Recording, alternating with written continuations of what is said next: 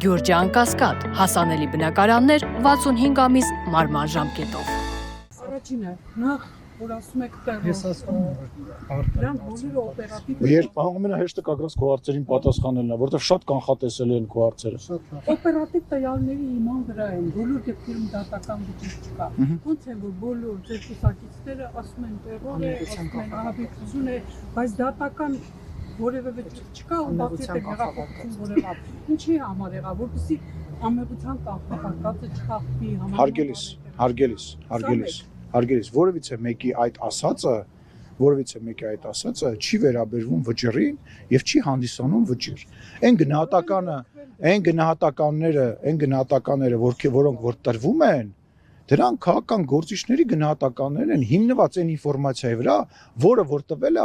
համապատասխան իրավապահ մարմինը։ Հիմա հոկտեմբերի 27-ին ներողություն եմ խնդրում, հոկտեմբերի 27-ին, երբ որ տեղի ունեցավ տերորիստական ակտ, միջև դատավճիռ հրապարակելը, որը տեղի ունեցավ բավականին ուշ։ Արդյոք դա տերորիստական ակտ էր, թե տերորիստական ակտ չէր։ Չէին ասում, որ տերորիստական ակտ էր։ Թե սպասում էին Նայիրի Հունանյանի վճիռը հնչի նոր։ Այդ վաղ չկար այդ խաղաղության կանխավարկածը, թե նոր եք հիշել դրա մասին։ Դա այն ինչ որ երբ որ դու տեսնում ես, որ իրավապահ մարմինները հրապարակում են մի փաստաթուղթ, որտեղ գրված է, կարդարացվենք, ասենք, տեսակ Տեսակ խախտում եք անմեղության կանխարգելը։ Եթե անձին ասում եք որ ասում են դե երբ որ ենթադրությունը տեղի կլինի խոսենք, հա դրա մասին։ Ես գնահատական, դա քաղաքական գնահատական է։ Տեսեք, հետաքրքիր բան ասեմ, դուք իմիջիալոս դուք ձեզ ավելի հետաքրքիր կլինի, որտեղ դա ձեր շահերից է բխում։ Երբ որ օրինակ դուք քաղաքական գործչին ինչ որ վատ բան եք ասում եւ քաղաքական գործիչ կամ սուտ եք ասում կամ վիրավորանք եք ասում, որևիցե մեկը, հա, եւ դատի է տալիս քաղաքական գործիչը, դատարանները հաճախ որոշում են կայացնում ոչ թե իօգուտ քաղաքական գործի, այլ հակառակը իօգուտ այն մարդու, ով մեղադրվում է կամ ընդհակառակը հայց է ներկայացնում։ Գիտեք ինչի, որովհետև քաղաքական գործի խոսքի մեջ իր շեմը պետքա բարձր լինի, որովհետև ինքը հաճախ քաղաքական գնահատական է տալիս, ինքը հաճախ այլ ձևակերպումներ է տալիս, այսինքն քաղաքական գործի ելույթները եւ դատական վճիռը դրանք տարբեր բաներ են։ Ի վերջո մենք ունենք օրինակներ, որ ԶԼՄ-ն եւ քաղաքական գործիչը օրինակ ինձ դատի է տվել։ Այն բոլոր մարդիկ, ովքեր կգտնեն, որ իմ խոսքի մեջ, Վահագ Ալեքսանյանի խոսքի մեջ կամ որևիցե մեկի խոսքի մեջ իմ գործընկերների բան կա, որը խախտում է, դիմեք դատարան։ Դիմել եք, չէ՞, իմ դեմ հայցեր կան, չէ՞։ Բա ինչի մասին է խոսքը, խեկանանք ստանում։ Դուք եկեղեցականներ Նիկոլ Փաշինյանն ասում է, որ եկեղեցու դեմ չեն։ Ոչ մեկը չի պայքարում։ Այն մի հատ չի։ Այո։ Ամբողջ բանն է, որ դրա հրապարակային կրակոցները իրար, մարտերը իրար միջև վերածվում են եկեղեցու դեմի, այսինքն չեն վերածվում։ Ոչ, չի կարա ինստիտուցիոնալ, չկա ինստիտուցիոնալ ձևը, ինստիտուցիոնալ ձևը չկա։ Դուք ձեր հարցի մեջ պատասխանը դրել, ում հետ հանդիպել նստել, տեսեք, մարդը ասում է, որ նման խնդիր կա, այնտեղից նույնիսկ պատասխան գոյություն չունի։ Պատասխան չկա դրա հետ կապված։ Այդ դրա ձևը չկա։ Եկեղեցին արժեզրկում են այն մարդիկ, ովքեր որ սև շորերը քաշում են գլխներին, աչքերը եւ ականջները փակում են, նաեւ ձեր հարցերին, եւ ասում են դա մեր ներքին գործն է, թե ով է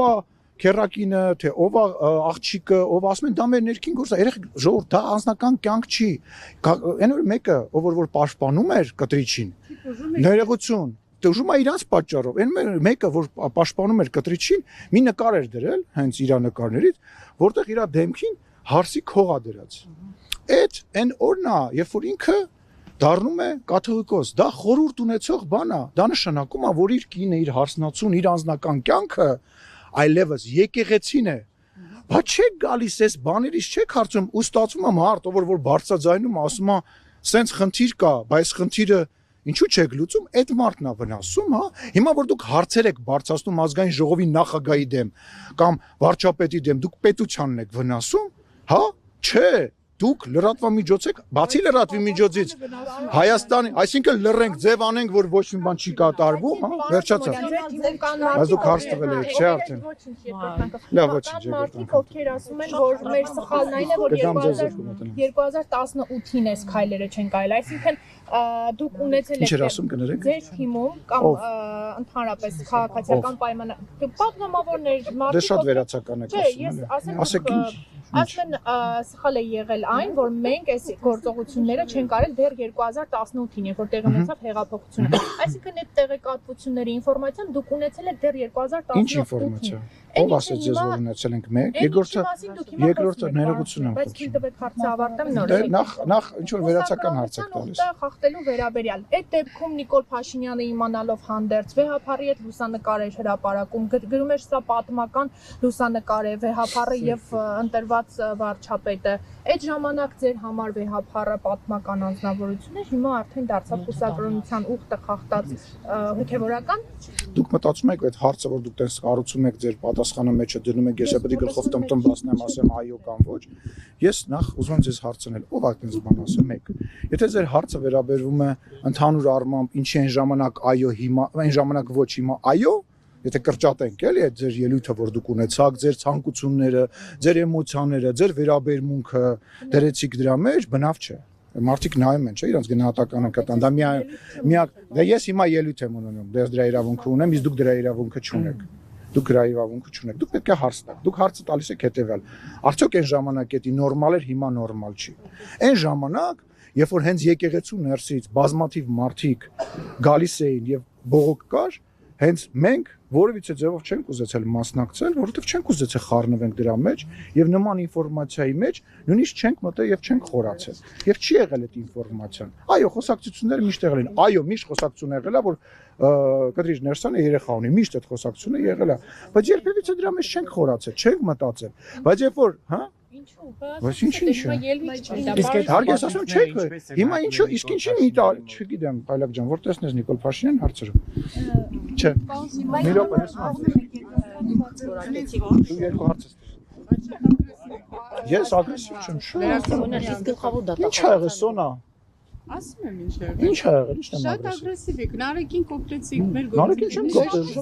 Նարեկին մի խառնեք Իսկական ես նարեկի հետ ոչ մի Ձեր դիտությամբ ես իմ հարցը ուղեմ։ Իսկ գլխավոր դատախազության գործելավոճը դուք շոու չեք համարում։ Ինչ ա դա որը հա 2 տարի առաջ, 1 տարի առաջ Միքայել Սրբազանը հայտարարում է նույնը ինչը որ հայտարարել է հիմա։ Եվ գլխավոր դատախազը ասում է արարքը հանցանք չէ։ Արարքը հանցանք չէ, միշտեր արդեն հանցանքի կրկնությունը նոր լույսի ներքո համարում է հանցանք։ Այ 3 որ չէ, տեսեք, այ 3 որ օրինակ լսեիք քննչական կոմիտեի ղեկավարին, ինքը ձեր հարցին պատասխանել է, ուզում եք նույն բանը ես կրկնեմ։ Ես ուզում եմ որ դուք ասեք քննչական կոմիտեի նախագահինը ես հիմնավորում չեմ համարում։ Դե նույն բանն էլ ես եմ ասում, գնացեք լսեք երկրորդում եմ իր ասած։ Ասեք մենք Այն ժամանակը նախ մարդը վերահաստատել է, որ ինքը դա նկատի ունի։ Այսինքն եթե քննչական կոմիտեի մոտ կամ դատախազության մոտ ինչ որ կասկած ա եղել, որ մարդես միգուցե դե հիմա բանա մարդը եկեղեցական է, կարող է ալեգորիաներով խոսի, կարող է դա նկատի չունենա։ Երբ որ երկրորդ անգամ ինքը կրկնում է եւ մասնավորեցնում, ասում է, չէ, իմիջիալոց ես սա նկատի ունեմ, դատախազությունը եւ քննչական կոմիտեն եւ իրավապահները իրավունք չունեն դրան չարձագանքեն։ Երկրորդը, որ ասում եք այն ժամանակ ասել է, այսինքն այն ժամանակվա իրավիճակը եւ այսօրվա իրավիճակը, այն ինֆորմացիան, որը դուք ունեք, մենք ունենք, այն ժամանակ ու հիմա դա նույնն է, իհարկե ոչ, այսինքն նոր իհայտ եկած ինֆորմացիա կա, նոր իհայտ եկած, հետո ձեզ մի բան ասեմ, դուք վստահ եղեք, որ իմ նաեւ փորձից ելնելով, իմ մասնագիտական նաեւ բանից ելնելով, ես ձեզ վստահեցնում եմ մեկ հայտարարության վրա շատ դժվար է լինելու հետագայում դատարանում կամ որևիցե ձևով շարունակել։ Ես վստահ եմ, որ եթե ինչի ես ինձ ընդհատում շողիկ։ Չէ, հա ես չէի պատասխանել այդ հարցին։ Չէի պատասխանել, ինչ ես ինձ ընդհատում։ Իշխանության զարթոնք։ Այլևս չընդհատես ինձ։ Ես շողիկի հարցը կշարունակեմ։ Չէ, դու մի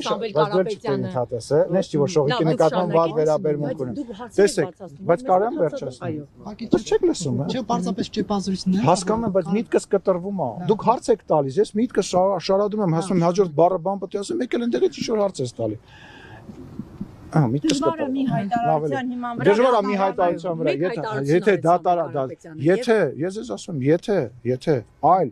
հիմքեր չլինեն եւ այլ բաներ չունեն, շատ դժվար է լինելու դատարանում նման մեղադրանքը պաշտպանել է։ Բայց արարքում հանցանք չէ։ Հարգելիս, բայց ով արդեն որոշել եք, դուք արդեն որոշել եք, որ Սամվել Կարապետյանը կամ Աճապարյանը արդեն դատապարտվել են, 10 տարիով բանտ են գնացել։ Դատարանի ուժի մեջ վտիր կա, մտած ինձ ասում եք, «Էդի ո՞նց ես տենց ասում»։ Ժողովուրդ, բանեք, ախր դուք բոլորդ կարդացած մարդիկ եք, տեղեկացված մարդիկ եք։ Մի իրադարձությունները եւ բաները մանիպուլյացիայի ենթարկեք։ Ասում եմ, հիմա ինչ կարգավիճակ ունի Սամվել Կարապետյանը, կասեք։ Ինչ կարգավիճակ։ Ահա, դանշան։ Այո։ Վերադարձանք բանին, անմեղության կանխավարկածը, անմեղության կասկածելը, նախ վերադարձանք անմեղության կանխավարկածի։ Հարգելիս, բազմաթիվ մարդկանց, նաև իմ բարեկամներին, իմ ընկերներին, իմ կուսակիցներին նման ձևով մեղադրանք հապացող բազմաթիվ գործեր կան, որոնք մարդիկ արդարացվել են, եթե չի լինի որևիցե հանցակազմ։ Ես վստահեցնում եմ, որևիցե մեկը բանտ ուղակի չի գնում Հայաստանի Հանրապետություն, չի գնում։ Ձեր բարեկամի դեպքում չի արդարացվել։ Ինչա՞ կարդարացվի։ Ես վստահ եմ, որ այդ գործը քանդվել է։ Ես վստահ եմ, որ քանդվել է։ Արդեն քանդվել է։